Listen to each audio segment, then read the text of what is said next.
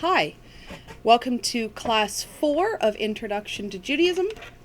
Today we're going to continue on with our discussion of the earliest history of the Hebrews, the Israelites, later the Jews, and of course ancient Israelite religion leading into Judaism. So this part of the course in week 2 is really about trying to understand the origins, the roots, the when a distinct idea of peoplehood started to emerge is what we're going to be looking at today, and then the subsequent history of Israel and Judea. So I'm Holly, or Dr. Pierce, as you prefer. There's my contact information. So in class 3, if you haven't watched classes 1, 2, and 3, you should go back and do that now. In class 3, we looked at sort of the biblical history of the Israelites, and today we're going to continue on into history that is actually sort of confirmed, and try to move into we're actually going to get to Judaism itself today. We're actually going to get to history today, quite excitingly.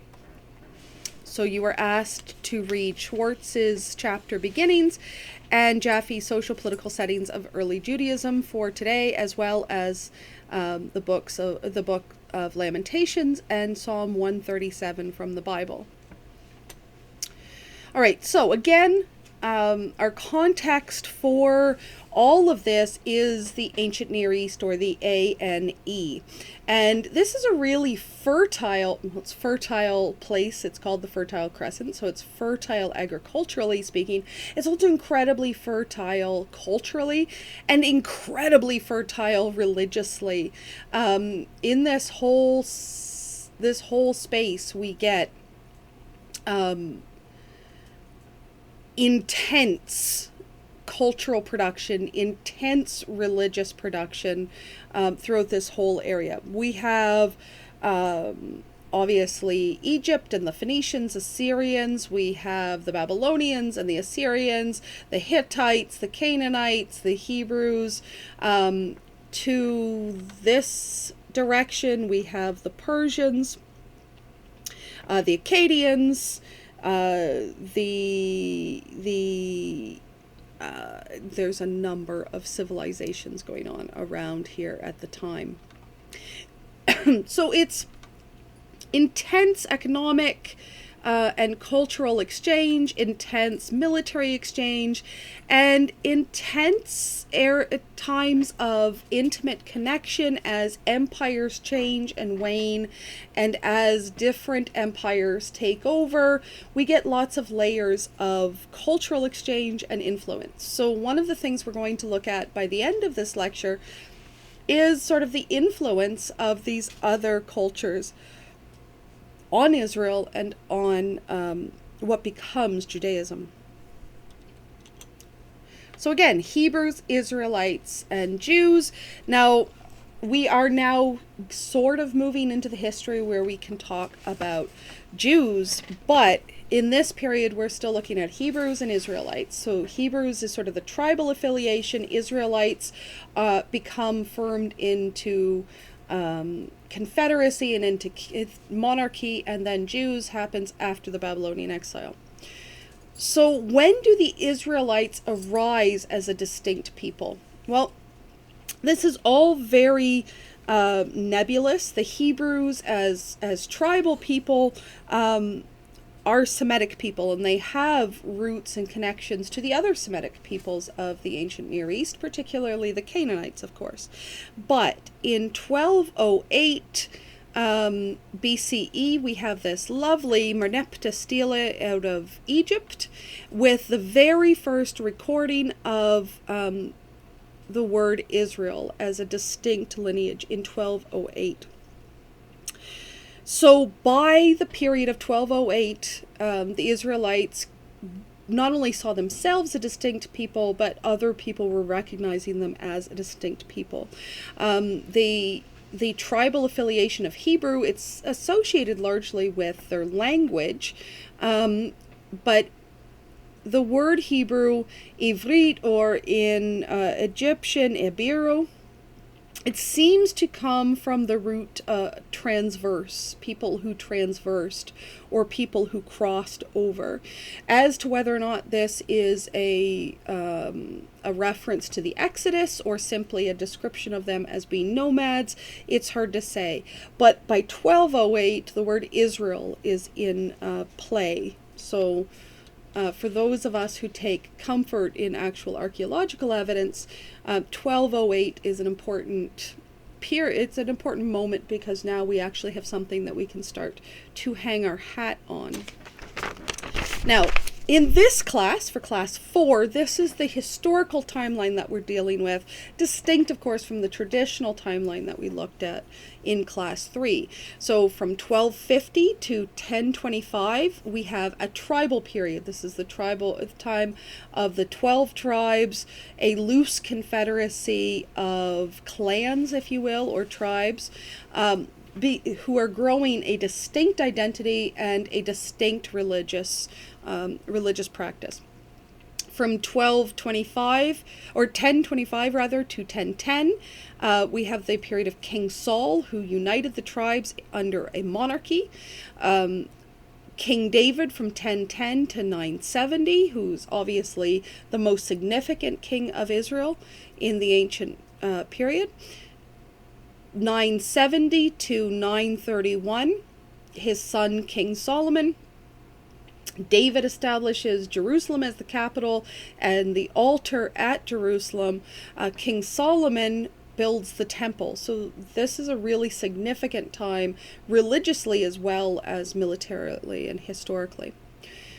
Around 1060, Solomon's temple is completed in Jerusalem, is dedicated in Jerusalem. 931 BC, however, Solomon's they could not maintain the unity of Israel, and in 931 BCE there is a split between Israel and Judah. Israel comprised of 10 tribes, Judah comprised of just 2. While Judah maintained the capital of Jerusalem, Israel took as its capital Samaria to the north.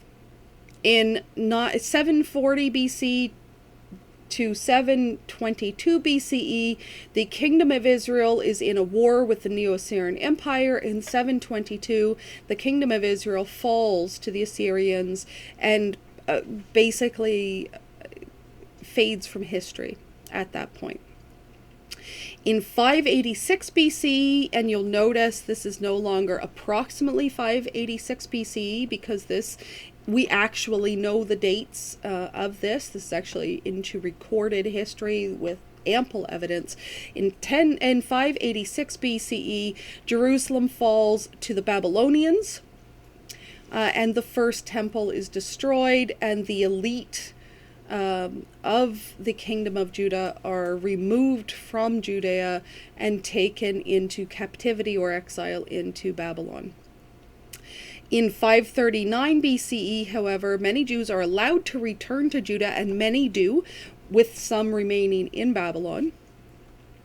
And they return to Judah, or Yehud, the province under the Persians, because it is, in fact, King Cyrus the Great of Persia, that returns the Jews to Judea and actually commissions the rebuilding of the temple, which is consecrated. The second temple is consecrated in 516 BCE.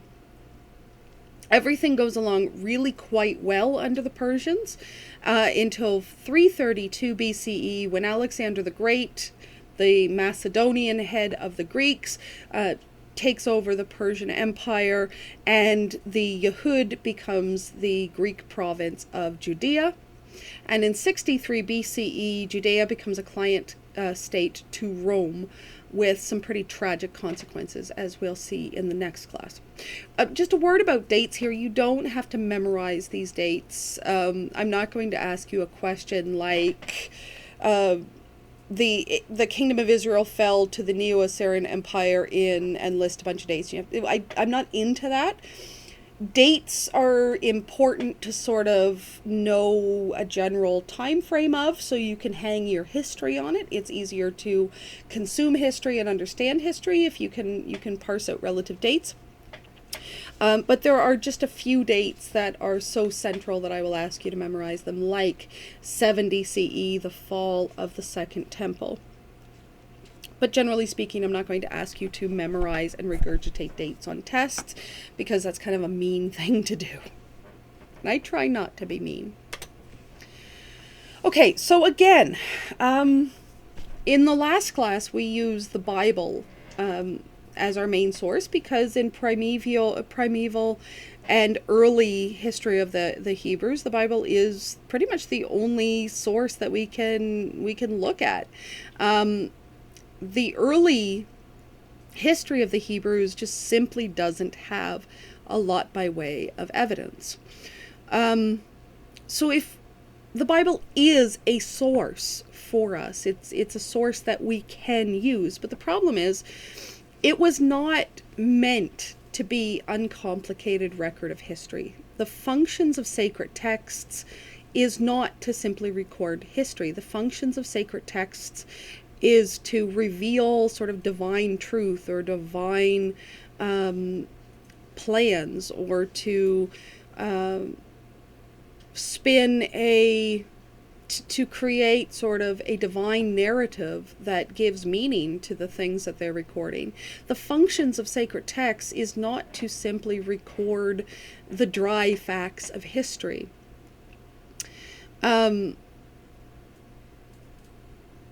Some might say that sacred texts have a more of a function, or a more important function, and that is to sort of give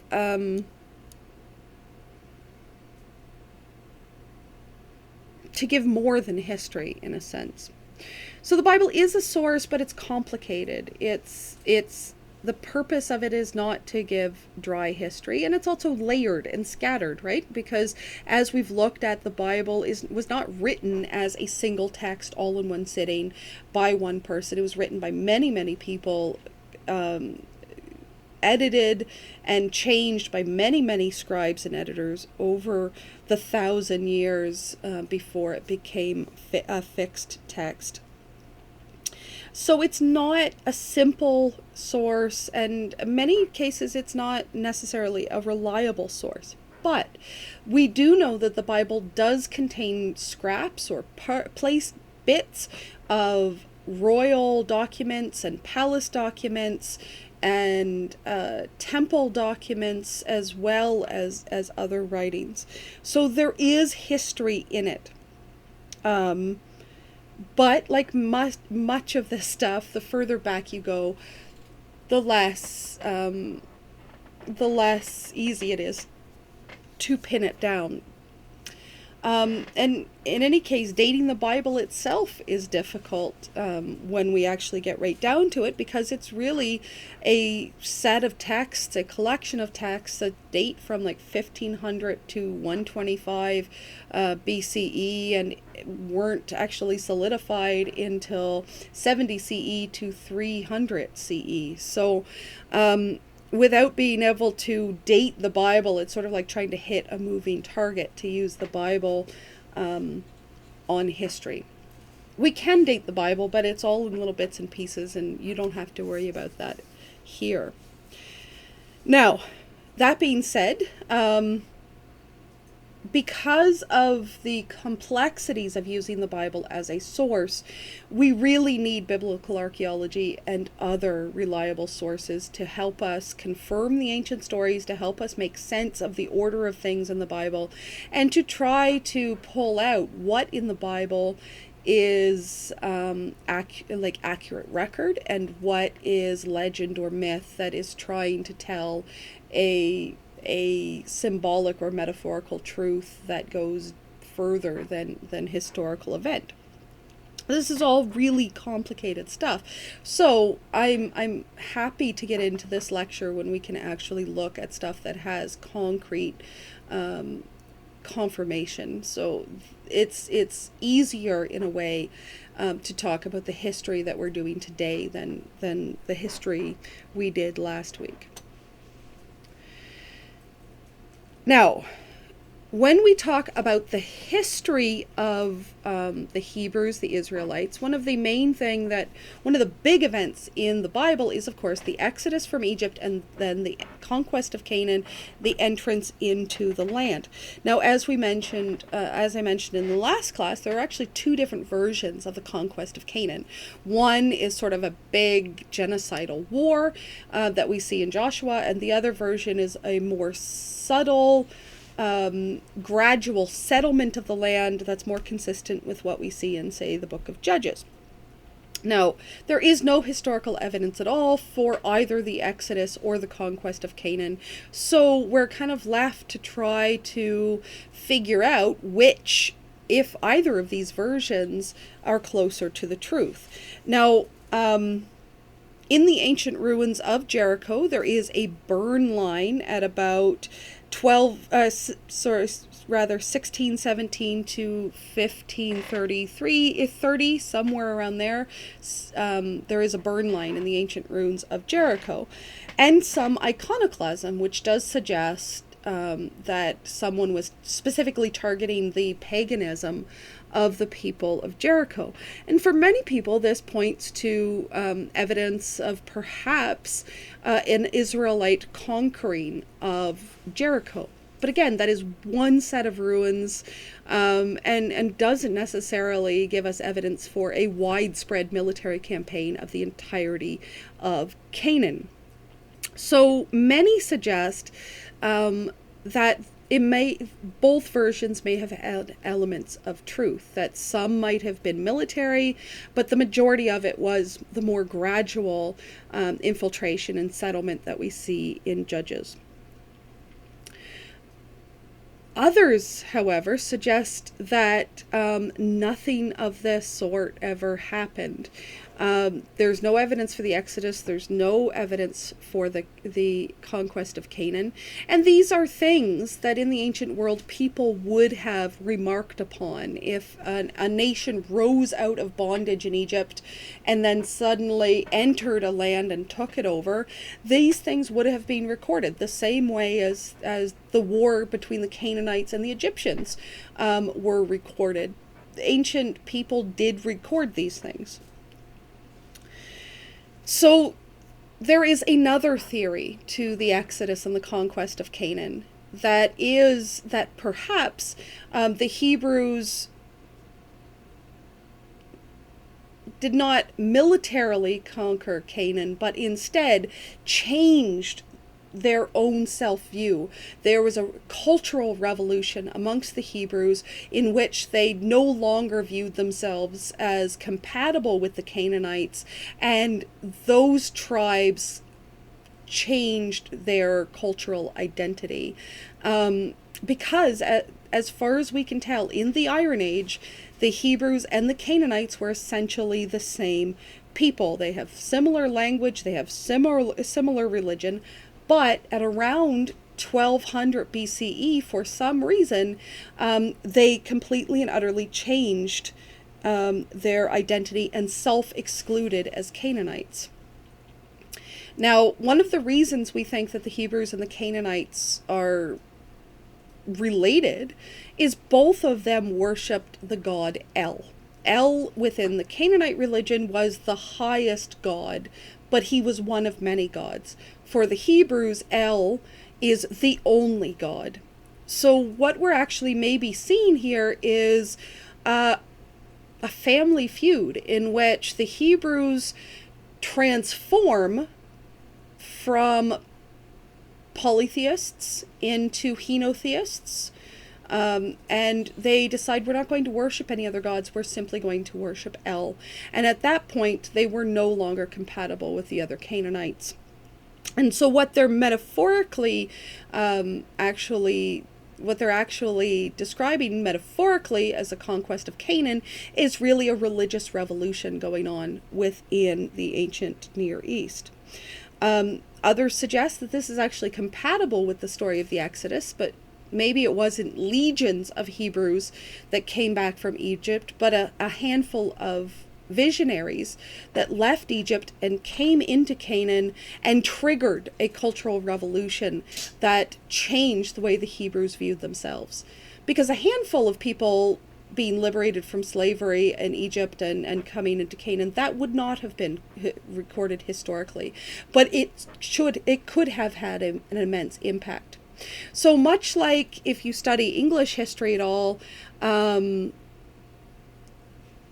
Anglo-Saxons, for example, did not invade England and take it all over. There was a handful of Anglo-Saxons that sort of changed the culture of the people already existing in Britain.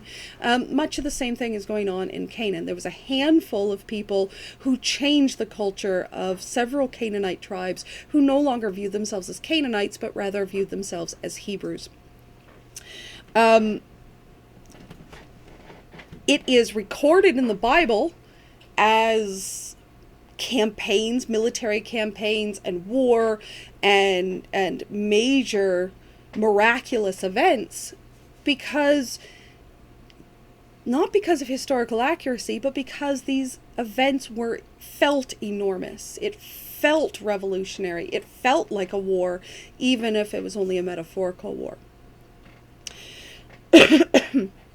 Most scholars believe that something major happened. That many scholars are okay with the idea that the Exodus happened in some form, and that there definitely was some sort of conflict between the Hebrews and the Canaanites.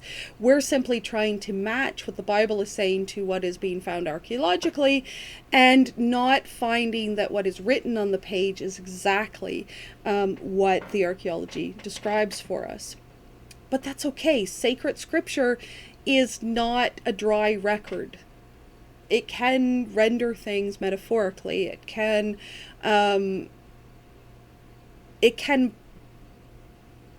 offer imaginative stories, okay?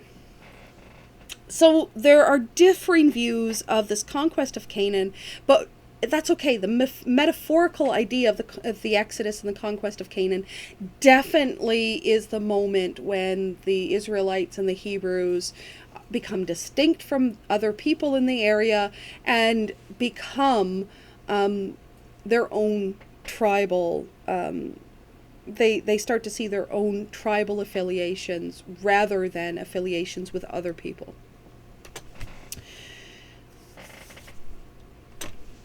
So this leads into this tribal system of the 12 tribes of Israel, people who felt themselves to be loosely related, who shared ancestry and origin, effectively a loose confederacy or a loose union of a series of clans or tribes, each led by their own chief or judge.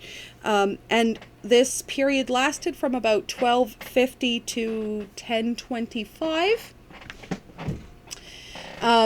where these tribes gave each other mutual aid but had autonomy from one another. Until 1025, when these tribes did unite under the king of Saul. And we are now in this part probably real history now. In the 10th century BCE, Saul, the first king of Israel, possibly a warlord or a really powerful chieftain, united all of the tribes under one kingdom. His successor, David, the second and arguably most successful and significant king of Israel, is one of the major founding figures in the history of ancient Israel. He established the altar at Mount Zion. He expanded the kingdom. He gave power economically, religiously, and politically to Jerusalem as the capital. He brought the Ark to Zion, establishing Jerusalem forevermore as a major, not only political but emotional center for Judaism. as it would become. And he effectively establishes sort of the glory days of ancient Israel. He becomes, therefore, the prototype of the Messiah. As king, he was the anointed king, and Messiah means the anointed one. And David becomes the prototype for the later hope of the Jews for a king like David to rise up and to deliver the Jews from foreign infiltrators, particularly under the Romans. This was a big hope for Jews. Now, the Davidic legacy is one of a stronger Jerusalem, of a centralized temple, or at least altar in Jerusalem, and the prototype of the Messiah. But clearly, the royal covenant, or the Davidic covenant, is a major part of the Davidic legacy. In somewhere between 870 and 750, we have the Tel Dan description that actually refers to the house of David. So the idea of the royal house of David, or the house of David being a powerful family, is part of David's legacy. Now, David's probably most famous son, his most famous part of the house of David, is Solomon, who comes off pretty well in the texts. He was a man of wisdom. So while David, his father, the man of war, was not allowed to build the temple, Solomon, the man of wisdom, was allowed to build the temple. He completed the temple. He also built a palace for the royal house.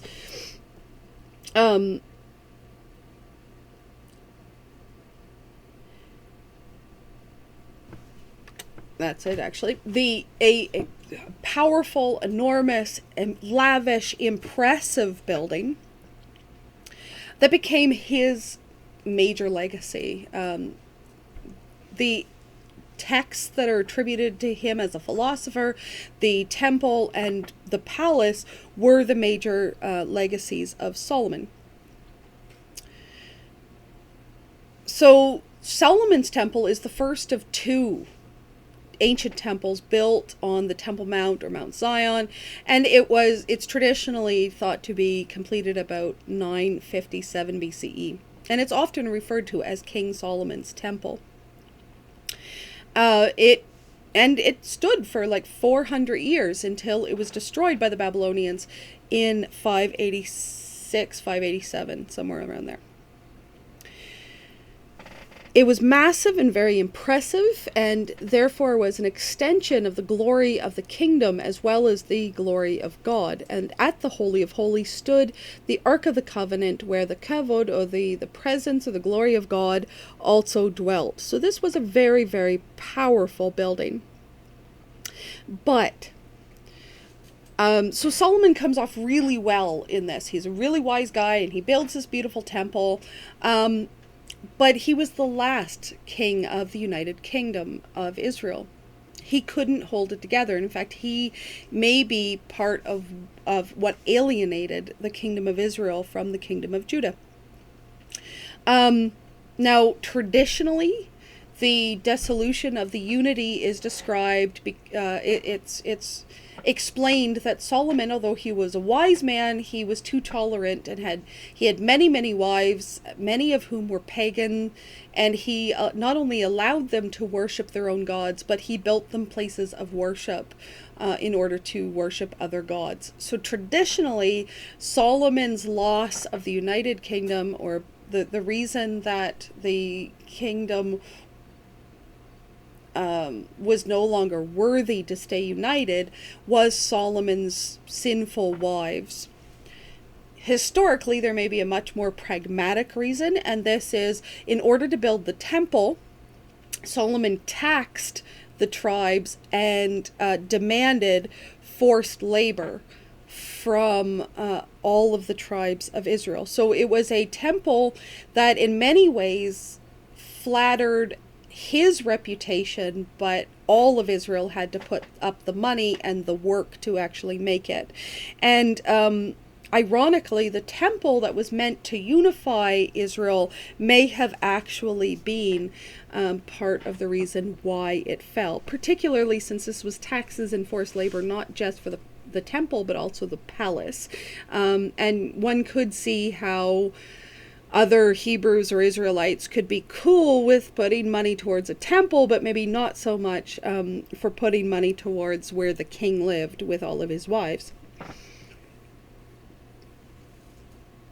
There was also a fair amount of dispute with other Israelites over the centrality of the temple. That nope, sorry, this is the only place you're allowed to worship. You can't worship elsewhere. This was a statement that was bound to be somewhat controversial. So this leads to about 930. It leads to the dissolution of the Union, and Israel, comprised of 10 tribes to the north, splitting off from Judah. So Judah kept Jerusalem, and Israel established a new capital at Samaria.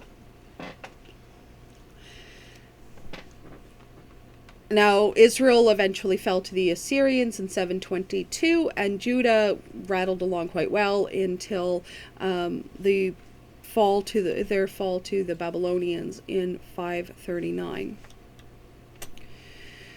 Okay, so the fall of the northern kingdom, the fall of the kingdom of Israel to the Assyrians in 722, it was a process. The war with the Assyrians actually began in 740 BCE, where people were being captured and exiled continuously until the kingdom of Israel eventually fell completely in 722.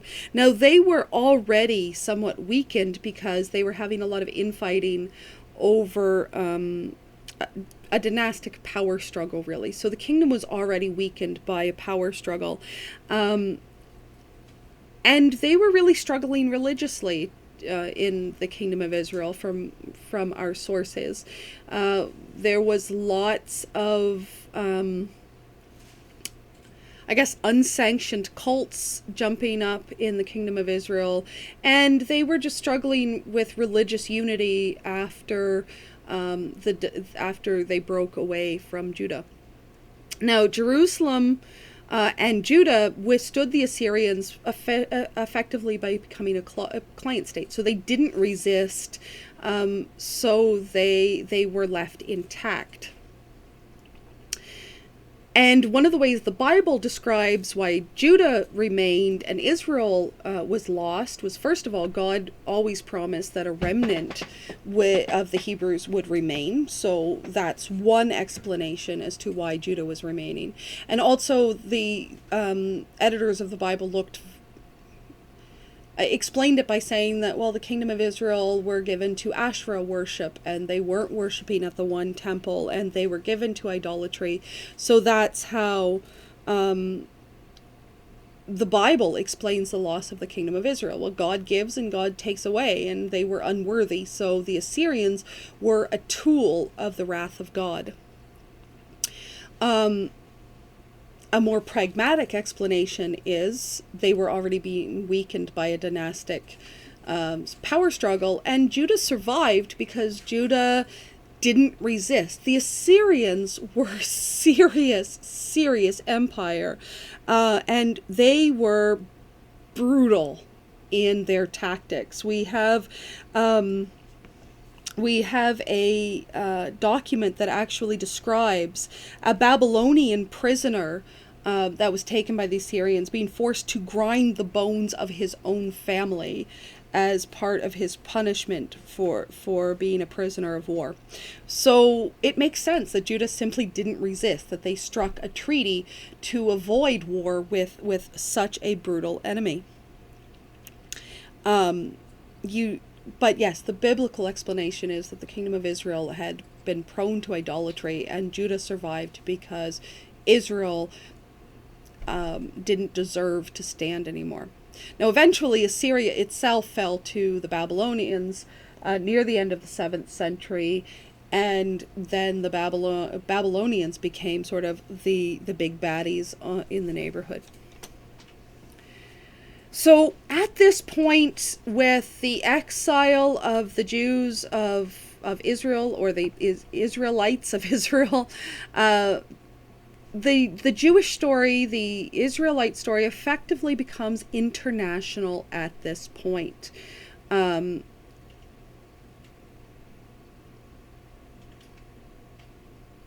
Hebrews go global, I guess you could say. In 586, Judah also falls to the Babylonians. It becomes a province of Babylon. Yehud met Nata. So they had a brief war, well, not very brief, 597 to 539 all told. That involves the revolts and so forth. And the Babylonian exile takes place 596 to 539 because this was the strategy of the Babylonians. The Assyrian strategy was to brutalize the people they captured. The Babylonian strategy was to abduct the elite, the nobles, the ruling class of the country, and just simply deport them. With the sense that then you leave the peasants in the fields so they can keep producing food, but the idea that a bunch of illiterate peasants are not really likely to start a revolution. So to get rid of the ruling class, the people who they felt were more likely to rebel, while leaving the peasants in the land to do the actual work. That was the Babylonian policy of conquest. If you mix up the populations, if you internally displace them, if you exile their leaders, you're going to keep people docile and less likely to revolt. So the major results of this is the loss of the elite temporarily, and the Babylonians then imported a bunch of foreign displaced persons from other places they'd conquered. So they played mix and match. So you do get an increase of cultural exchange going on as well. And of course, the other major result of this is the destruction of Jerusalem, including the Temple of Solomon and the loss of the Ark of the Covenant. And this is truly the beginnings of the diaspora. Now, in a way, the diaspora starts with the loss of Israel to the Assyrians, but those Israelites sort of fade from history. These ones don't. Many of the captives sent to Babylon returned later when the Persians allowed them to, but also many stayed. So we actually get the establishment of Israelite Jewish communities in Babylon that stay recognizably Jewish. So this is the beginning, really, of the diaspora, or the dispersion of the Jews from Israel into the rest of the world. With this, in the diasporic community, in the Babylonian exile, we get the establishment of the exilarchs, which were leaders of the diaspora. We get the establishment of the Babylonian academies in Babylon, which become incredibly important after the fall of the temple. If you'll remember, that's where the Bavli, the Talmud, the Babylonian Talmud were in these academies, much, much later, of course. And you start to get little pockets of Israelite religion elsewhere, like in Egypt, for example. Many people fled the Babylonian onslaught and established Israelite communities in other places, like in Egypt. So this is really the beginnings of the diaspora.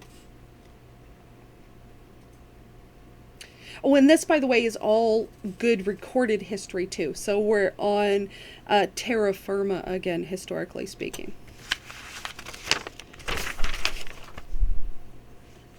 So this is basically the beginning of the diaspora, or the beginning of the exile, the beginning of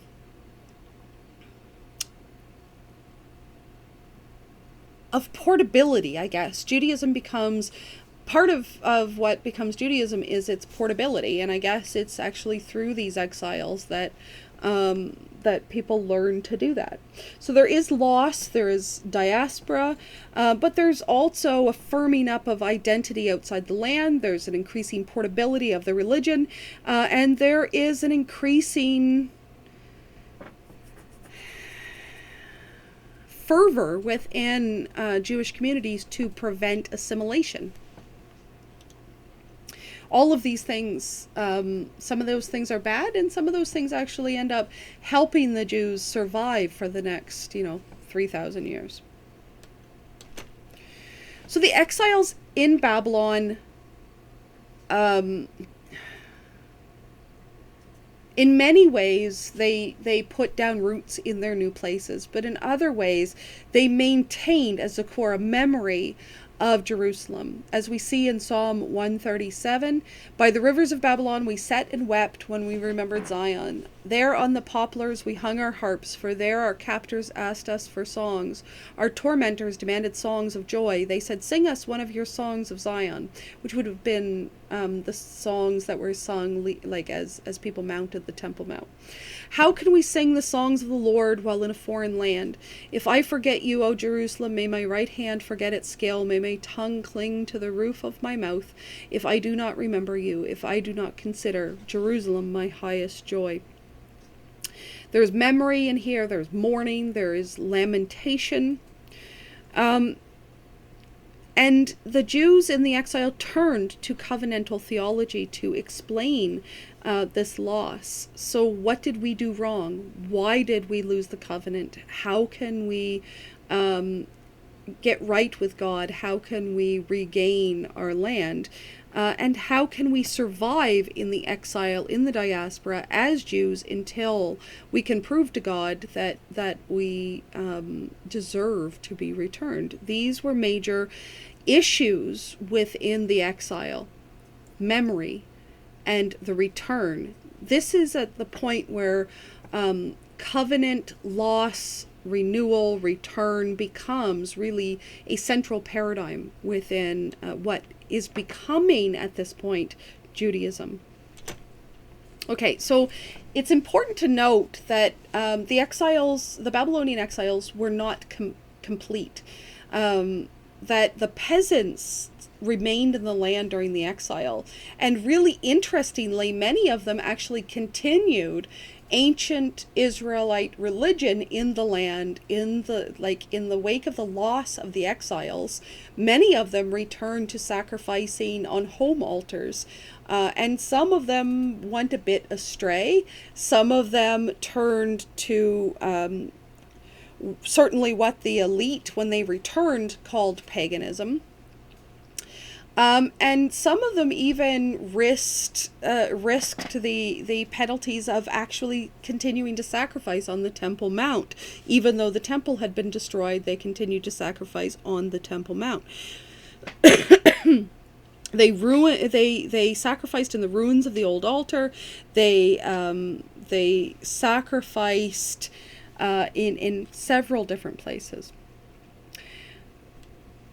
So those remaining were typically the lower classes, the peasants, the cults of the hill countries, as the returnees describe them, and rejected many of those who were not exiled. So we actually get sort of a class inequality amongst those who were rich enough to get exiled and those who were not important enough to get exiled.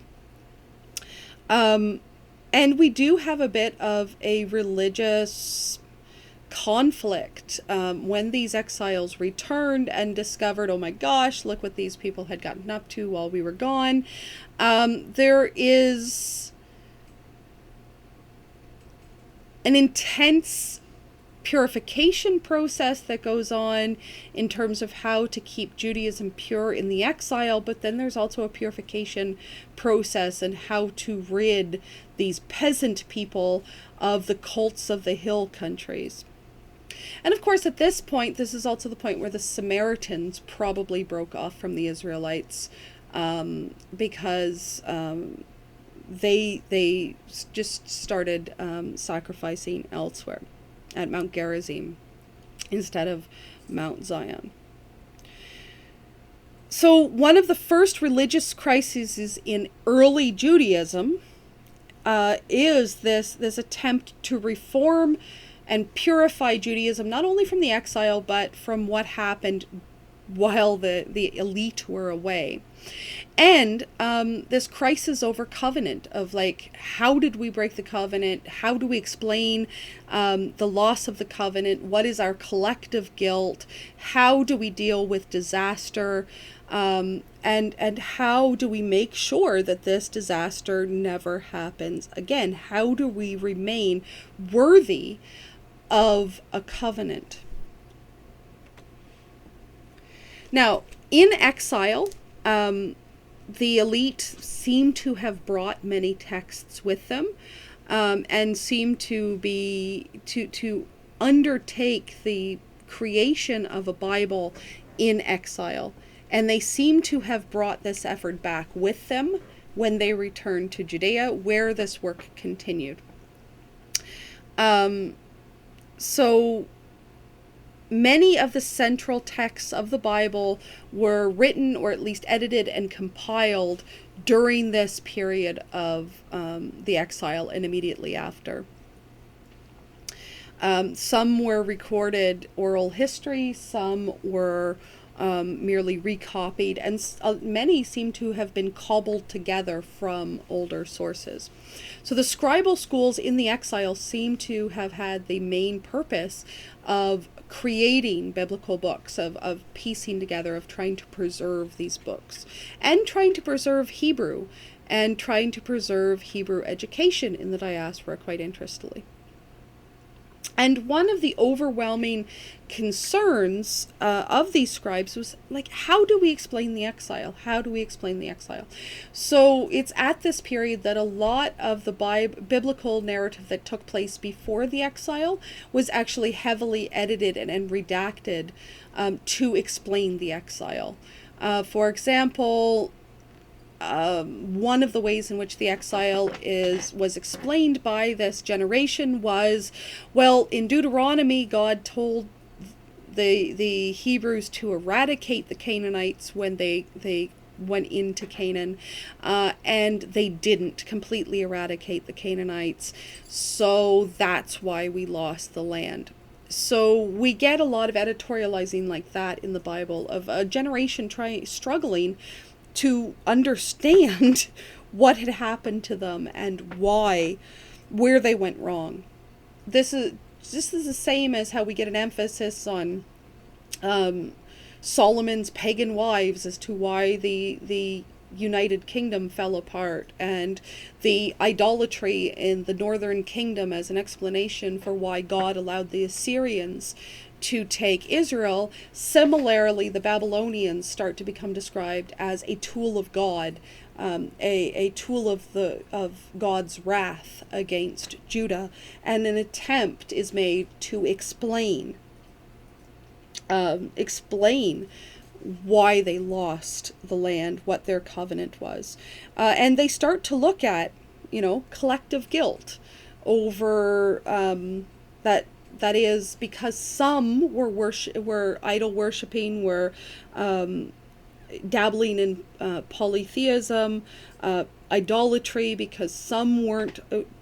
Not everyone was worshiping correctly at the Jerusalem temple. Some people may have been worshiping elsewhere, because we had a flawed priesthood whose obedience was not perfect enough, because we allowed intermarriage with non-Jews, because we didn't remain pure enough.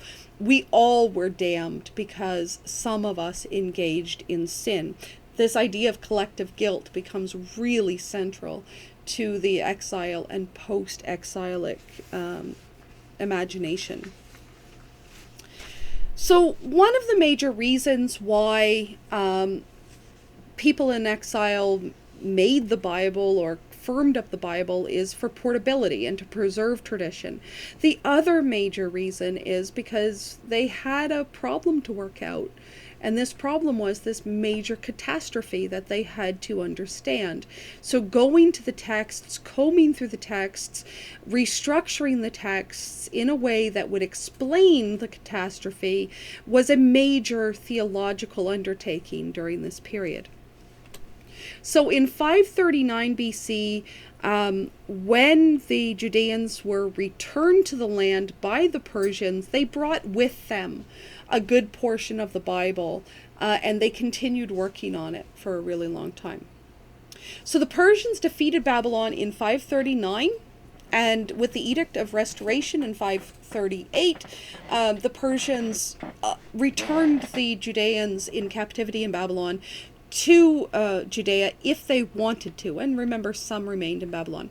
This was done under King Cyrus the Great, who had a vastly different strategy of conquering than the Assyrians and the Babylonians. Remember, the Assyrians' policy was to brutalize and to crush those they conquered.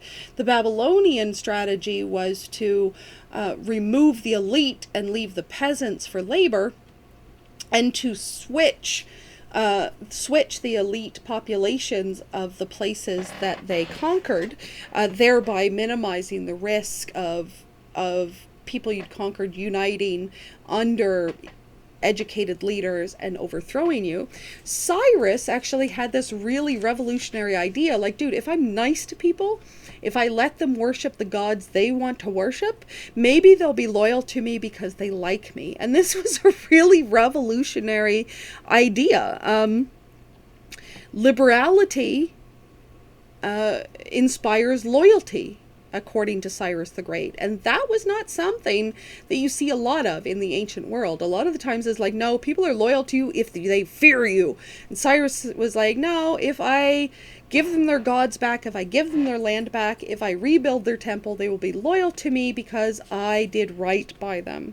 This was the Persian policy, and for quite a long time, the Jews lived quite happily under Cyrus the Great. In fact, Cyrus the Great is called the Anointed One, the Messiah. The prophet Isaiah refers to him as the God's Anointed One, the king that God had anointed to bring the Jews back to the land, to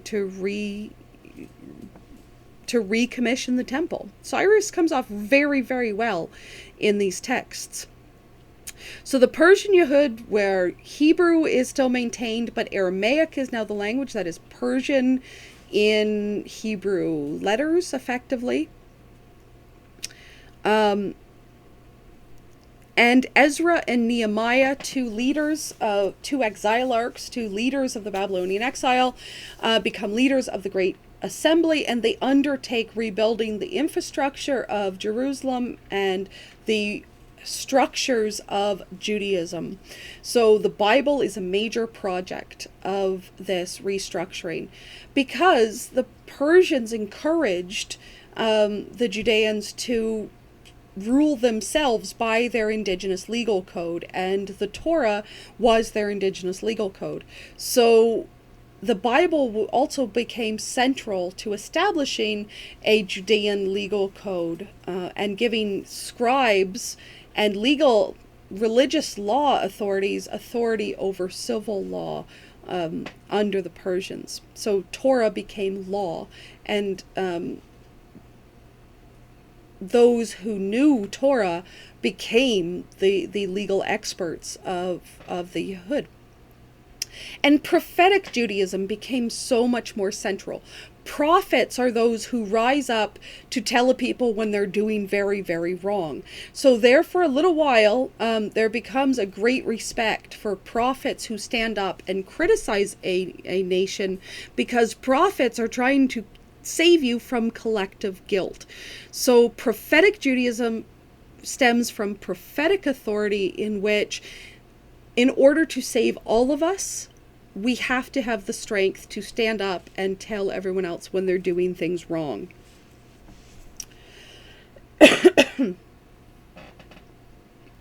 And the Second Temple is commissioned by Cyrus the Great, and the priestly authority is firmed up only under the direct descendants of Aaron, and only at Jerusalem. And there becomes a real fervor for only one temple, for only one God, and only an Orthodox worship at the temple, because you remember what happened last time we screwed up, and we're not going to screw up again.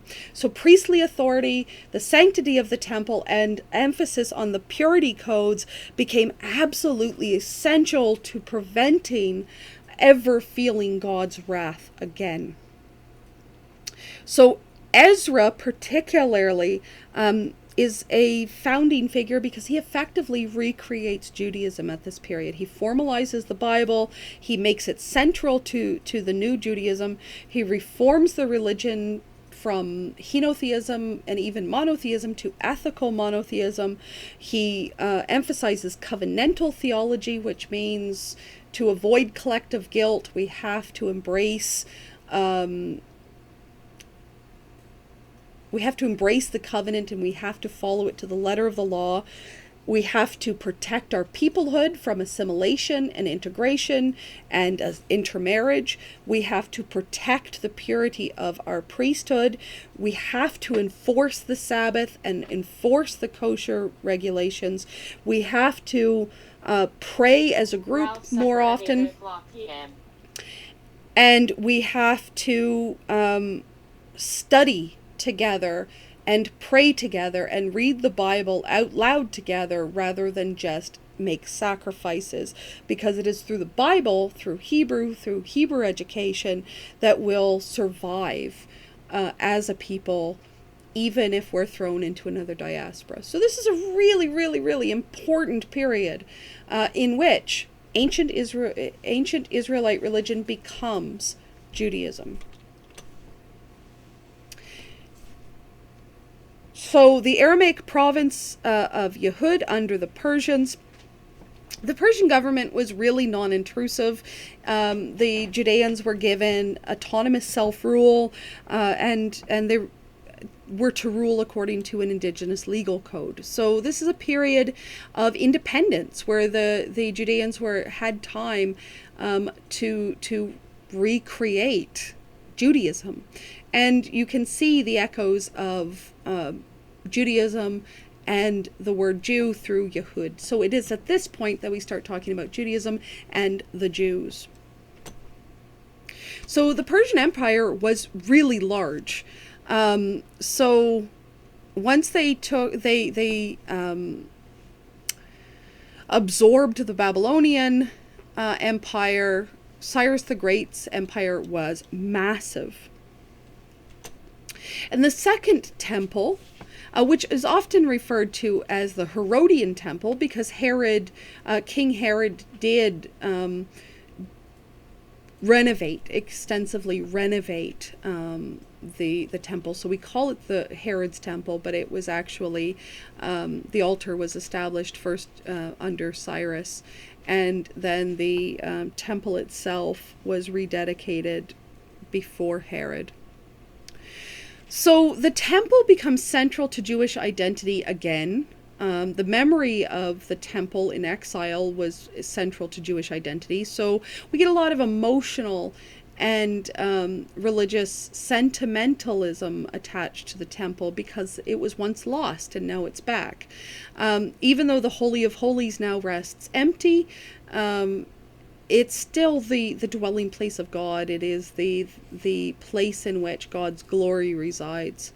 But it's also now a place of strict, purified monotheism. It is now absolutely the only place where Jews are allowed to sacrifice, and the reestablished priesthood are the only authorities to offer sacrifices to God. And the Jews are very, very careful about that now. It's also the place of courts and of statuses. Now the temple is the final authority on who is a Jew. And part of this is a crackdown on allowing the children of, for example, non-Jewish mothers, whereas before, under the Israelites, people married non-Jews all the time. Solomon had multiple non-Jewish wives. Now with the prohibitions against intermarriage, the status of who is a Jew actually becomes much more narrow, because the concept of collective guilt requires you to be much more selective on who is a member of the covenant. The temple becomes important for people in the diaspora, because even people that still lived in Babylon still traveled to Jerusalem for the temple, and leaders at the Babylonian academies and priests at the temple in Jerusalem exchanged letters talking about religious issues. So now the temple and the Babylonian communities are two centers of learning, I guess you can say. And of course, the Second Temple also serves not only as a religious court, but also as a legal court under the Persians. And the rise of the Sanhedrin, that is a body, a great assembly, an assembly or a body of legal experts who met at the temple, is a really important section to the Second Temple now, because they decide on religious matters very carefully now, because they don't want another exile. So now the Great Assembly's job is to make sure the law is being applied, and that it also functions as a civil legal court as well. Now, I've already spoken about Jerusalem, and I've spoken about the academies in Babylon. But there were other temples as well. Now, the Judaism in Babylon, that tended to be synagogue focused. So people had meeting houses where they could pray, but they weren't sacrificing there. Meanwhile, the colony at Elephantine actually had a temple where they were actually performing kind of illegal sacrifices, or illegitimate sacrifices. So the Jewish community at Elephantine is pretty rogue, and it's sort of a survival of ancient Israelite religion rather than Judaism, really. And we actually know a lot about them because we found like a big stash of their documents, and they're really a fascinating community. And interestingly enough, we have record of the community at Elephantine writing a letter to the temple in Jerusalem asking for money to rebuild the temple after a fire. And we have no evidence that the Jerusalem priesthood ever wrote back. In fact, we're pretty sure that they were ignored for that request. So don't forget that through all this time, there's still a lot of variety going on. There is an attempt to force the temple as the only source of legitimate religious behavior, but we are now seeing a proliferation of synagogues, prayer places, prosukas, synagogues, places where people could get together, read Torah together, and pray. This is now becoming a major function of Jewish life, and we'll look more at synagogues as we move on. Not necessarily in competition to the temple, but as a really good supplement to the temple. So a lot of what we see in modern Judaism has its roots in this period in more ways than one.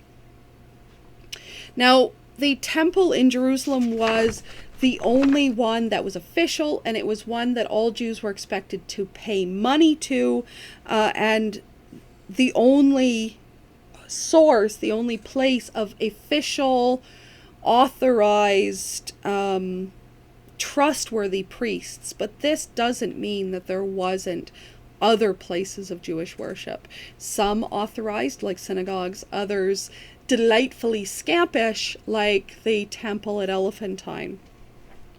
Always remember that all of this is more complicated than it may seem.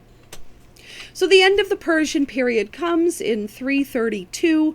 Under the Persians, the Jews got along quite fine. But in 332, Alexander the Great takes over the Persian Empire, and his empire is absolutely immense. Unfortunately, he dies fairly young, and when he dies, none of his successors can keep an empire that big together, so there is a lot of strife that occurs after that. In many ways, life in Judea, in the Greek province of Judea, goes along much the same way as it did under the Persians.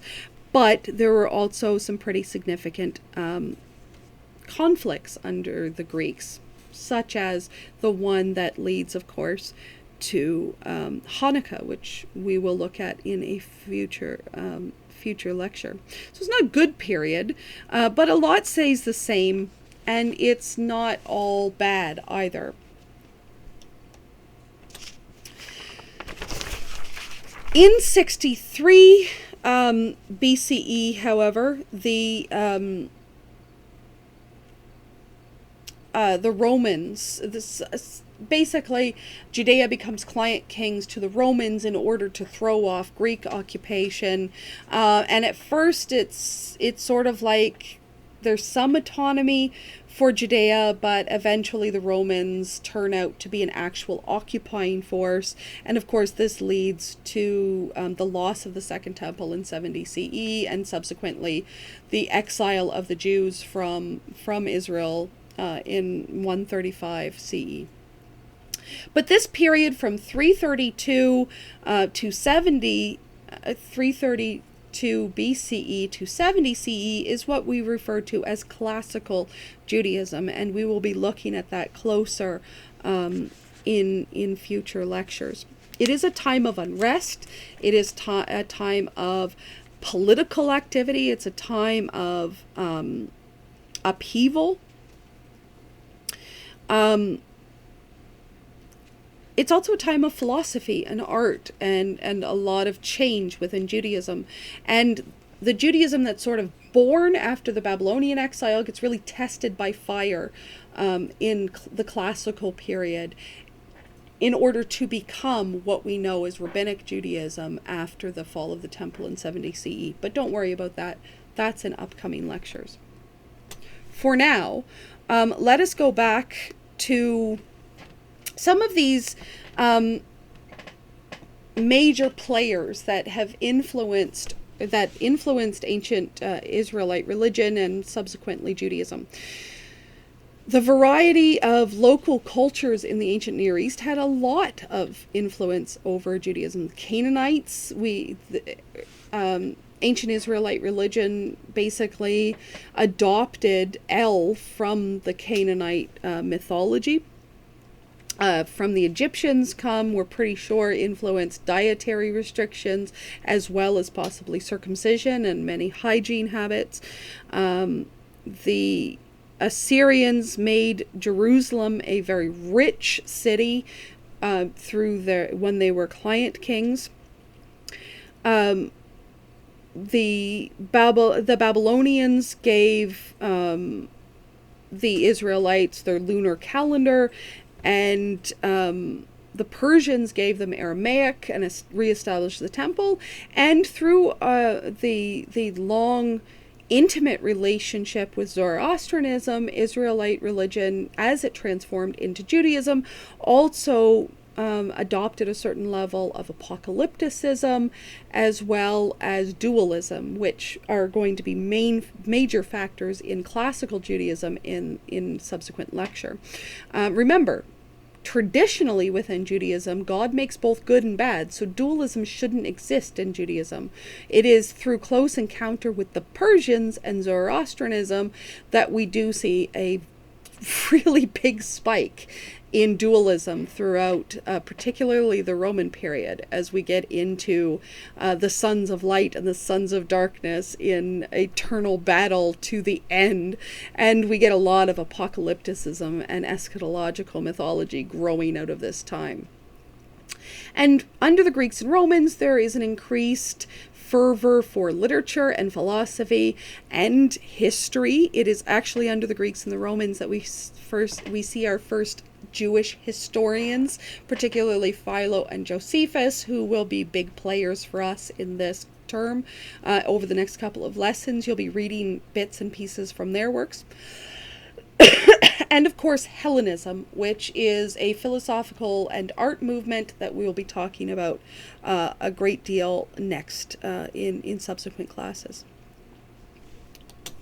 So the dawn of Judaism in the wake of the Babylonian exile, the reason we talk about Judaism as different from ancient Israelite religion is we get firmed up monotheism, we get the development of ethical monotheism, we get a clearing away of the final vestiges of ancient Near Eastern paganism within Judaism and Jewish practice. We get an increasingly formalized Bible. We're getting closer to a canon, particularly in Torah. We're getting a movement towards authoritative texts that are close to what we recognize today. We get firmed up ideas of identity, membership, community, safeguards for living in the diaspora, such as the prohibition against intermarriage. We get formalized processes of interpreting law and interpreting scriptures that have their roots here. We get the Great Assembly of Ezra that essentially becomes sort of like the rabbis. It's sort of the seed that will become the rabbis later on. And we get an emphasis on one temple in Jerusalem until 70 CE, with an increasing emphasis on study, prayer, regular practice, enforced Sabbath, enforced kosher regulation, correctness of covenant fulfillment. A lot of these things that we see that characterize Judaism, right? The idea that education and recitation and prayer and practicing regularly is more important than simply sending money to the temple so someone can kill a goat in your name. So this is the big switch between ancient Israelite religion and Judaism. Judaism becomes personal. It becomes a personal responsibility. It becomes a personal responsibility of every Jew in order to live according to the rites of ethical monotheism. It's not simply up to the priests to keep the nation in check. It's up to all of us. And this is really the big difference between ancient Israelite religion and Judaism. And we are now in the period of Judaism. That took us long enough, but here we are. And it's one of the things that makes Ezra a founding figure of Judaism. So we have Abraham, we have Moses, and Ezra. And these are rather big figures so far. Okay, so upcoming, you have your Unit 1 test on October 5th. If you have any questions as you prepare for that test, please let me know. And you have your first unit paper due on October 8th, which is a short paper on the temple. And remember, you have your week 2 forum post due this Wednesday. You also have post 1 due by Wednesday if you haven't done it yet, because that one closes as well. So that's it for now.